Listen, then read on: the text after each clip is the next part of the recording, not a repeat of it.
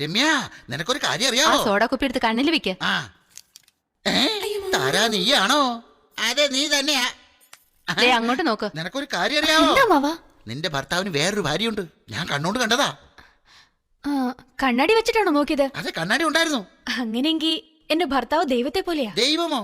അതെ മാവാ, ശിവന് തന്നെ സെക്കൻഡ് ഫാമിലി ഉണ്ട്, വെങ്കിടാചലപതിക്ക് വരെ സെക്കൻഡ് ഫാമിലി ഉണ്ട്, മുരുകനും 2 ഫാമിലി ഉണ്ട്.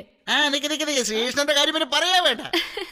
ഇവരെല്ലാം ദൈവമായിരിക്കുമ്പോ എന്റെ ഭർത്താവും ദൈവമല്ലേ?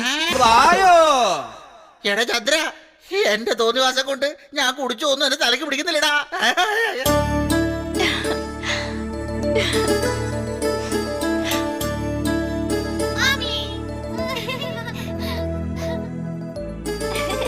മമ്മി, കണ്ണ് കിട്ടരുതേ.